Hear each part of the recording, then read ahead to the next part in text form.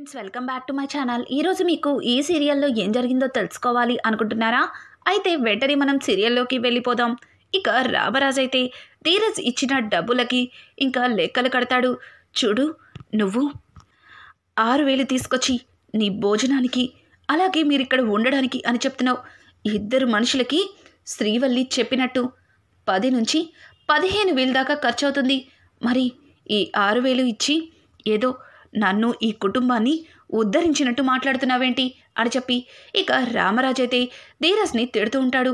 ఇంతలో కలక చేసుకున్న శ్రీవల్లి అయితే, అయినా దేవుళ్ళంటి మావయ్య గారిని ఎదిరించి ఏం సాధించాలనుకుంటున్నావు? అయినా ఒక 6,000 తీసుకొచ్చి ఈ ఇంట్లో అందరినీ నువ్వే ఉద్ధరించినట్టు ఏంటి ఓ తెగ రెచ్చిపోతున్నావు అని చెప్పి ఇక శ్రీవల్లి అయితే ధీరజ్ని అవమానిస్తుంది. ఇంతలో ప్రేమ ముందుకొచ్చి, అక్క, అసలు ఆయన ఉద్యోగం చేసే వయసే కాదు, ఆయన ఇప్పుడు చదువుకుంటున్నారు. చదువు కోసం ఆయన ఎంతగానో కష్టపడుతున్నారు. కేవలం నన్ను పెళ్లి చేసుకోవడం వల్ల ఆయన ఇదిగో ఇలా పార్ట్ టైం జాబ్ చేసి చాలా ఇబ్బంది పడుతున్నాడు అని అంటుంటే, మరి ఇప్పుడు ఉద్యోగం చేసే వయసే కానప్పుడు పెళ్ళికి మాత్రం వయసు మీద పడిందా? మరి పెళ్ళెందుకు చేసుకున్నట్టు? పెళ్ళాన్ని పోషించుకునే సత్తా ఉన్నోడే పెళ్ళి చేసుకోవాలి. మా ఆయనలాగా. మా ఆయన 50,000 తెస్తున్నాడు. ఈ ఇంటిని అలాగే ఈ ఇంట్లో వాళ్ళని ఆయనే సాకుతున్నాడు అని చెప్పి శ్రీవల్లి అయితే ఇండైరెక్ట్గా ఇక ఇంటి మొత్తాన్ని కూడా చందునే పోషిస్తున్నాడని ఇక ఇష్టం వచ్చినట్టు మాట్లాడుతుంది. ఇక అక్కడే ఉన్న నర్మద కూడా శ్రీవల్లి మాటల్ని అస్సలు ఊరుకోదు. చూడక్క, మీ ఆయనకి 50,000 జీతమని పదే నొక్కి పెట్టి చెప్తున్నావు. సాగర్ రైస్ మిల్లులో చేసే పనికి ఆయనకి 70,000 దాకా వస్తుంది లెక్క కడితే. కానీ నేనెప్పుడు కూడా నీలాగా గర్వంగా మాట్లాడలేదే అని అంటుంటే, అయ్యో చూసారా అత్తయ్య, నర్మద సెల్లై నన్ను ఎట్టా అపార్థం చేసుకుంటుందో.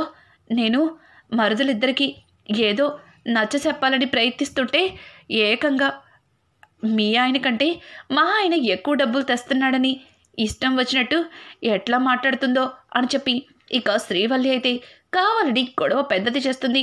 ఇంకా జరిగిందంతా చూస్తున్న రామరాజు శ్రీవల్లిని వెనకేసుకొచ్చి, చూడమ్మా శ్రీవల్లి, నువ్వు కొత్తగా వచ్చావు.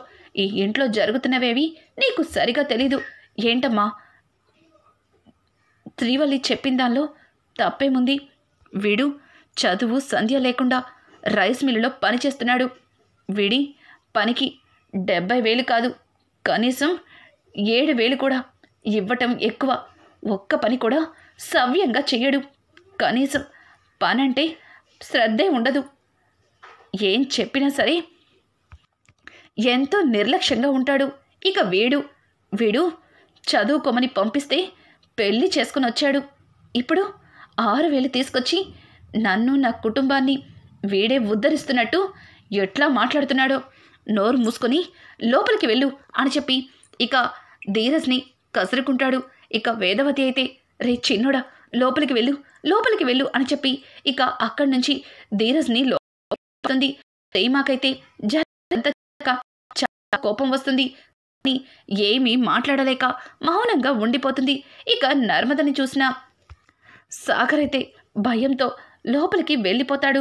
ఇక నర్మద సాగర్ దగ్గరికి వెళ్ళి, సాగర్, ఏంటి సాగర్, అందరి ముందు నిన్ను అంతలా అవమానిస్తుంటే, కనీసం నువ్వు అందరూ కలిసి నిన్నంతలా అవమానిస్తుంటే నాకెంత బాధగా అనిపించిందో తెలుసా? అయినా ఎవ్వరికీ సమాధానం చెప్పకుండా ఇలా తలదించుకొని వచ్చేసావేంటి? అంటే మీ నాన్నగారు చెప్పినట్టు నిజంగానే నువ్వక్కడ ఏ పని చెయ్యట్లేదా? నీకు 7,000 కూడా ఎక్కువేనా అని చెప్పి ఇక నర్మద అయితే సాగర్ని నిలదీస్తుంది. సాగర్ అయితే, నర్మద, నీకు దండం పెడతాను. ఇప్పటికే ఇంట్లో చాలా గొడవలే అవుతున్నాయి. ఇప్పుడు నువ్వు కొత్త గొడవని స్టార్ట్ చేయకు అని అంటుంటే, సరే సాగర్, నీ ఉద్యోగం గురించి నీ గురించి నన్ను మాట్లాడద్దు అంటున్నావు అంతే కదా. కనీసం నా ట్రైనింగ్ గురించి కూడా నువ్వు మావయ్య గారితో చెప్పలేని దుస్థితిలో ఉన్నావని అర్థం చేసుకోలేకపోయాను. పర్వాలేదులే, నేనే వెళ్ళి మావయ్య గారికి నా హైదరాబాద్ ట్రైనింగ్ గురించి మాట్లాడతాను అని అంటుంటే, అయ్యో నర్మదా ఇప్పుడు ఇప్పుడు అని అంటుంటే, అర్థమైంది సాగర్, ఇప్పుడు వెళ్ళి అడగద్దు అంటున్నావు అంతే కదా? అంటే నా ఉద్యోగం పోయినా పర్వాలేదు కానీ ఇప్పుడు నేను వెళ్ళి మాట్లాడకూడదు, అడగకూడదు, అంతేగా, అంతే కదా అని చెప్పి ఇక నర్మద మాట్లాడుతూ ఉండగా ఇంతలో అక్కడికి శ్రీవల్లి వస్తుంది. ఏంటి మీరు హైదరాబాద్ వెళ్ళాలనుకుంటున్నారా అని చెప్పి గట్టిగా మాట్లాడుతుంది. ఒక్కసారిగా శ్రీవల్లి మాటలకి ఇద్దరు కూడా కంగారు పడుతూ ఇక సాగర్ అయితే, అయ్యో వదిన, మీరు తప్పుగా అపార్థం చేసుకుంటున్నారు, తను ఉద్యోగం అని అంటుంటే, అర్థమయ్యింది, ఇందాక మావయ్య గారు మీకోసం అంతలా మాట్లాడుతున్నా మీరు అస్సలు నోరిప్పలేదంటే అదా సంగతి. ఓ అయితే నర్మద సెల్లై ఇక్కడి నుంచి హైదరాబాద్కి ఉద్యోగానికి వెళ్ళిపోతుందా? అయితే నర్మద సెల్లైతో పాటు మీరు కూడా వెళ్ళిపోతారనమాట. అందుకేనా మావయ్య గారు అంతసేపు అడిగినా మీరు అస్సలు నోరిప్పలేదు అని చెప్పి శ్రీవల్లి గట్టిగా మాట్లాడుతూ ఉంటే ఒక్కసారిగా హాల్లో ఉన్న రామరాజ్ అయితే ఆ మాటలకి షాక్ అవుతాడు. ఇంకా అక్కడికి వచ్చి, రేయ్ నడిపోడా, ఏం జరుగుతుంది ఇక్కడ? శ్రీవల్లి చెప్పినట్టు మీరిద్దరూ హైదరాబాద్లో కాపురం పెడుతున్నారా అని అడగడంతో, అయ్యో నాన్న, అదేం కాదు నాన్న, వదిన ఏదో పొరపాటు పడుతుంది అని అంటుంటే ఇక అక్కడే ఉన్న వేదవతి అయితే, ఏవండి అలా ఏం కాదనుకుంటండి, మీరు అనవసరంగా పొరపాటు పడుతున్నారు. ఇదిగో అమ్మాయి నువ్వు పక్కకుండు అని చెప్పి శ్రీవల్లిని పక్కకి లాగి నర్మద దగ్గరికి వెళ్తుంది. ఇదిగో నర్మద, ఏం జరిగినా నువ్వు నాకు చెప్తావు కదా, మరి ఈ విషయం గురించి నాకెందుకు చెప్పలేదు? శ్రీవల్లి అలా మాట్లాడుతుందేంటి అని అంటుంటే, అయ్యో అత్తయ్య గారు, అసలు మేమిద్దరం ఏం మాట్లాడుకుంటున్నాం? శ్రీవల్లి అక్కొచ్చి ఏం చెప్తుంది? అసలు శ్రీవల్లి అక్కకి ఏం అర్థమైందో నాకైతే తెలీదు. నాకు హైదరాబాద్కి 4 రోజులు ట్రైనింగ్ ఉంది. ఆ ట్రైనింగ్కి నాతో పాటు తోడుగా ఒకరిని తీసుకెళ్ళొచ్చని పర్మిషన్ ఇచ్చారు. అందుకే నాతో సాగర్ని రమ్మని అడిగాను. దాని గురించి మావయ్య గారితో మాట్లాడాలి అనుకుంటే ఇదిగో ఈ ఉద్యోగాలు, జీతాలు అంటూ అసలు విషయాన్ని మిమ్మల్ని అడగలేక ఇదిగో లోపలికొచ్చి ఇద్దరం ఒకరికొకరు ఘర్షణ పడుతున్నాం అని చెప్పి నర్మద అంటున్న మాటలకి ఇక శ్రీవల్లి అయితే, అయ్యో సెల్లై, నువ్వు మరిదిగారితో అట్ట మాట్లాడుతుంటే తప్పుగా అబద్ధం చేసుకున్నాను. అయితే మీరు మొత్తానికే కాపురానికి హైదరాబాద్ వెళ్ళట్లేదా? ట్రైనింగ్కి వెళ్తున్నారా? సారీ సల్లై అని చెప్పి ఇక శ్రీవల్లి అయితే అక్కడి నుంచి చిన్నగా జారుకుంటుంది. ఇంకా రామరాజ్ అయితే, ఏంటి ట్రైనింగా? దాని గురించి మాట్లాడడానికి నా దగ్గర నీకు భయం ఏంటి? చెప్పాలి కదా, ఆ అమ్మాయి ఉద్యోగానికి ఇబ్బంది వస్తుందని నీకు తెలీదా అని చెప్పి ఆ విషయంలో కూడా ఇక సాగర్ మీద కేకలు వేస్తాడు. ఇక సాగర్ అయితే, అది నాన్న అని తడబడుతుంటే, చూడు అమ్మాయిని తీసుకొని ట్రైనింగ్కి హైదరాబాద్ వెళ్ళు అని చెప్పి రామరాజు అయితే అక్కడి నుంచి వెళ్ళిపోతాడు. ఇక నర్మద అయితే, ఛీ, నీకు ఏం చెప్పినా ఇలాగే చేస్తావు, కనీసం మావయ్య గారి ముందు ఏది మాట్లాడలేవు, ఇదిగో ఇలా తిట్లు తినడానికి మాత్రం బొమ్మలాగా నిలబడి ఉంటావు అని చెప్పి నర్మద ఇక సాగర్ది చిరాకుపడి అక్కడి నుంచి ఇక బయటికి వస్తుంది. అప్పటికే ప్రేమ అక్కడ కూర్చుని తనలో తను బాధపడుతూ ఉంటుంది. ప్రేమని చూసిన నర్మద, ప్రేమ ఏంటి ఒక్కదానివే ఒంటరిగా కూర్చున్నావు, ధీరజ్ ఎక్కడా అని అంటుంటే ఇక ప్రేమ అయితే ఉలుకు పలుకు లేకుండా తన పుట్టింటి వైపు అలానే రెప్ప వేయకుండా చూస్తుంది. ఇక నర్మద ప్రేమ భుజం మీద తట్టి, ఏంటి ప్రేమ, నేను నీతో మాట్లాడుతుంటే కనీసం నువ్వు ఉలుకు పలుకు లేకుండా అలా నీ పుట్టింటి వైపు చూస్తున్నావు ఏంటి? మీ అమ్మ గుర్తొచ్చిందా అని అంటుంటే, లేదక్క అని చెప్పి నర్మద అన్న అడిగిన ప్రశ్నకి ఇక ప్రేమ అటు ఇటు తల తిప్పుతుంది. మరి ఏమైంది? కనీసం పక్కన వచ్చి కూర్చున్నా తల కూడా పక్కకి తిప్పట్లేదు అని అంటుంటే ఇక ప్రేమ, అక్క, పాపం ధీరజ్ ఎంతో కష్టపడి తన మొదటి జీతాన్ని వాళ్ళ నాన్నగారి చేతిలో పెట్టి ఆయన మొహంలో ఆనందాన్ని చూడాలని ఎంతగానో ఆశపడ్డాడు. కానీ మావయ్య గారు కొంచెం కూడా అర్థం చేసుకోకుండా ధీరజ్ని బాధ పెట్టి పంపించేశారు. పాపం ధీరజ్ మావయ్య గారి మాటలకి ఎంతలా బాధపడ్డాడో అని చెప్పి ఇంకా ప్రేమ మాట్లాడుతూ ఉంటే ప్రేమ మాటలకి ఇక నర్మద అయితే అర్థమైంది.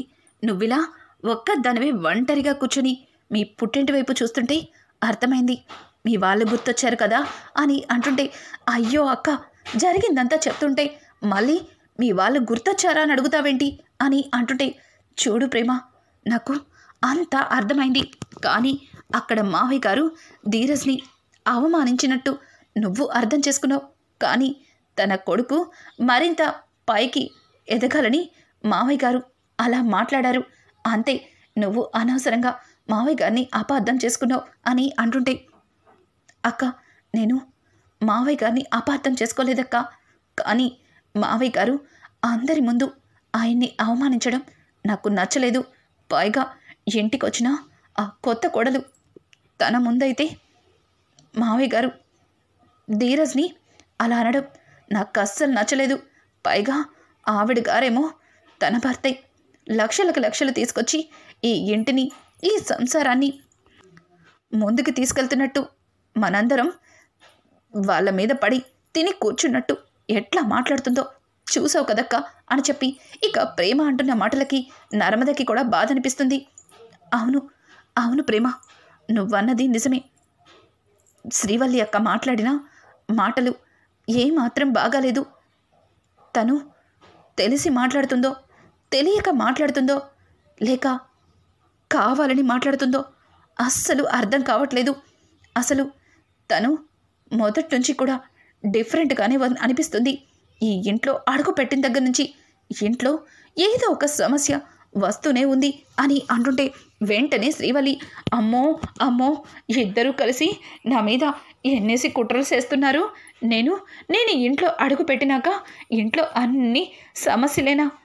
అంటే నన్ను ఇన్ని రోజులు నేను మీ ఇద్దరిని నా తోడ పుట్టిన సెల్లెళ్ళు అనుకున్నాను. కానీ మీరు ఇట్ట నా మీద లేనిపోని అభాండాలేస్తారని అస్సలు అనుకోలేదు. అదిగో అత్తయ్యగారు అని చెప్పి ఇక శ్రీవల్లి అయితే ఏడుస్తూ లోపలికి వెళ్ళి ఇంకా రామరాజుకి అలాగే వేదవతితో, అత్తయ్యగారు విన్నారా ఈ మాటలు? నేనంట ఈ ఇంట్లో అడుగు పెట్టిన దగ్గర నుంచి ఇంట్లో అన్ని సమస్యలేనంట. నేను ఈ ఇంటికి ఒక దరిద్రంలో దాపరించానంట. ఈ ఇంట్లో నేనుంటే ఇదిగో వీళ్ళు మనశ్శాంతిగా సంతోషంగా ఉండలేరంట. నాకు బాగా అర్థమైపోయింది అత్తయ్య గారు. నేను ఈ ఇంట్లో ఉండడం ఇదిగో ప్రేమకి నర్మదకి అస్సలు ఇష్టం లేదు. మాయగారండి, ఇంతవరకు నర్మదని ప్రేమని నా సొంత తోడ పుట్టిన సెల్లెళ్ళు అనుకున్నాను. కానీ వీళ్ళు నన్ను ఒక శత్రువులా చూస్తున్నారని అస్సలు అర్థం చేసుకోలేకపోయాను. వాళ్ళిద్దరూ సంతోషంగా ఉంటానంటే నేను ఈ ఇంటి నుంచి వెళ్ళిపోవడానికి కూడా సిద్ధమే. ఇప్పుడే నేను నా బట్టలు తీసుకొని నా పుట్టింటికి వెళ్ళిపోతాను అని చెప్పి ఇక శ్రీవల్లి అయితే తెగ ఓవర్ యాక్షన్ చేస్తుంది.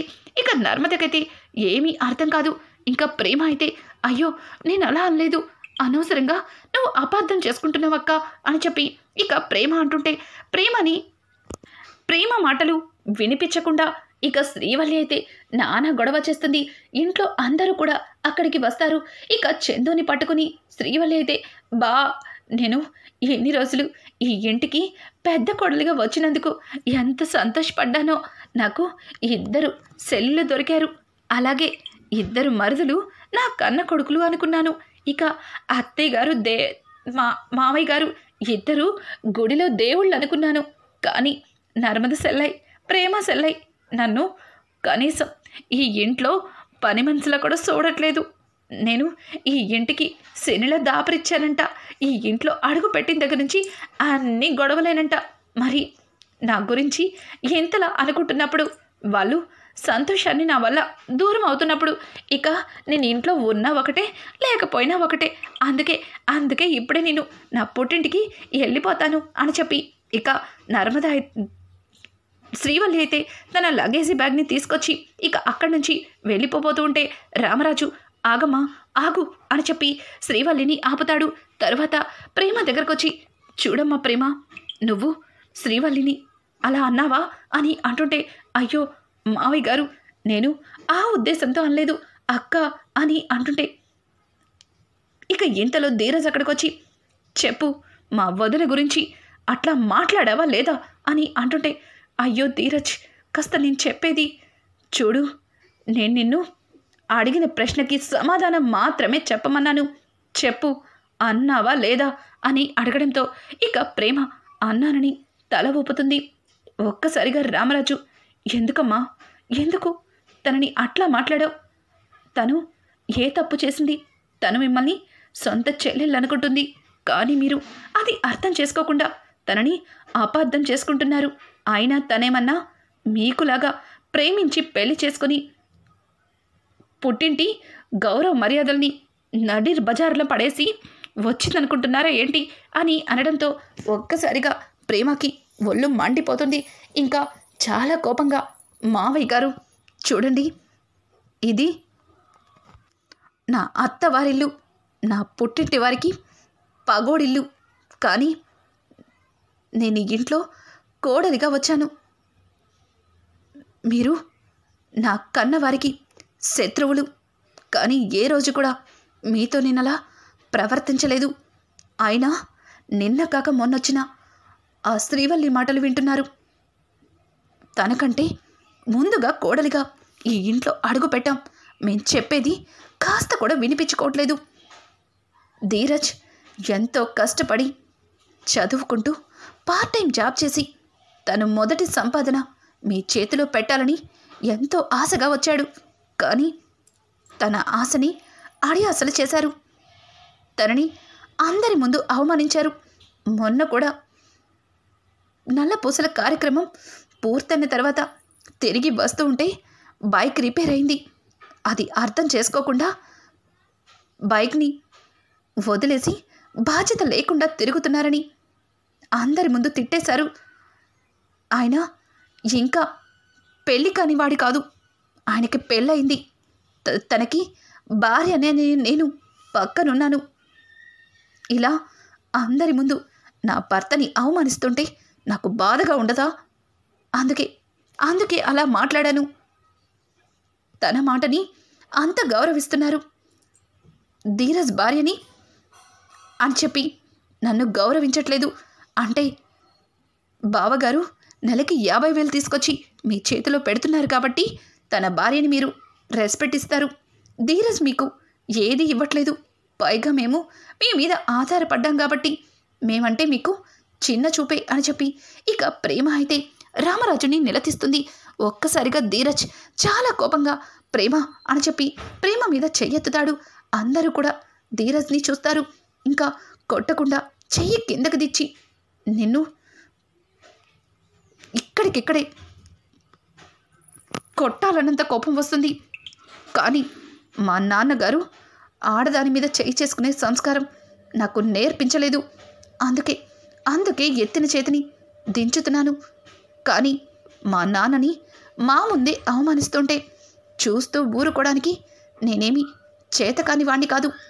మా నాన్నని అవమానించిన నీలాంటిది ఈ ఇంట్లో ఉండడానికి వీల్లేదు. వెళ్ళి ఇక్కడి నుంచి అని చెప్పి ఇక ధీరజ్ అయితే ప్రేమ మెడ పట్టుకుని నిర్దాక్షిణ్యంగా ఇంట్లో నుంచి బయటకి గెంటేస్తుంటాడు. ఒక్కసారిగా అది చూసిన భద్రావతి అలాగే సేనాపతి అందరూ కూడా షాక్ అయిపోతారు. ఇక పరిగెత్తుకుంటూ అక్కడికి వస్తూ ఆ గీత దగ్గరే ఆగిపోతారు. ఇంకా ప్రేమ అయితే, ఆగు ధీరజ్, నేను చెప్పేది కాస్త విను అని చెప్పి తను ఏదో చెప్పబోతున్నా సరే ధీరజ్ అస్సలు వినిపించుకోడు. ఇక ఇదంతా చూసిన శ్రీవల్లి అయితే తెగ సంబరపడిపోతుంది. ఇదేంటి, ఏమీ చెయ్యకముందే వీళ్ళిద్దరి మధ్యలో ఇట్లాంటి గొడవ మొదలైంది అంటే ఈ కుటుంబాన్ని మొక్కలు చేయడం చాలా ఈజీ అనమాట. నాకు బాగా అర్థమైంది. అనవసరంగా నేనే ఎక్కువగా ఊహించుకున్నట్టున్నాను అని చెప్పి ఇక శ్రీవల్లి అయితే తెగ సంబరపడిపోతుంది. నర్మద, వేదపతి ఇక మిగిలిన కుటుంబ సభ్యులందరూ కూడా ధీరజ్ని ఆపాలని ప్రయత్నిస్తుంటారు. కానీ ధీరజ్ అయితే ఎవ్వరి మాట వినిపించుకోకుండా ప్రేమని నిర్దాక్షిణ్యంగా మెడ పట్టుకుని బయటికి గెంటేస్తాడు. ఒక్కసారిగా ప్రేమ ధీరజ్ అలా తోసేయడంతో తను ఏం చేయాలో అర్థం కాక అట్లాగే బొమ్మలాగా నిలబడిపోతుంది. ఇక రానున్న ఎపిసోడ్స్లో ప్రేమది ఏ తప్పు లేదని జరిగిన దానికి కారణం శ్రీవల్లి అన్న నిజాన్ని ధీరజ్ తెలుసుకోగలుగుతాడా అలాగే శ్రీవల్లి ఆడుతున్న కుట్రలన్నింటినీ అందరి ముందు బయట పెట్టగలుగుతాడా? ఇట్లాంటి లేటెస్ట్ ఎపిసోడ్స్ మీకు మరిన్ని కావాలి అనుకుంటే మా ఛానల్ని సబ్స్క్రైబ్ చేసుకోవడం మాత్రం మర్చిపోకండి. Thanks for watching. Hi friends, welcome back to my channel. ఈరోజు మీకు ఈ సీరియల్లో ఏం జరిగిందో తెలుసుకోవాలి అనుకుంటున్నారా? అయితే వెంటనే మనం సీరియల్లోకి వెళ్ళిపోదాం. ఇక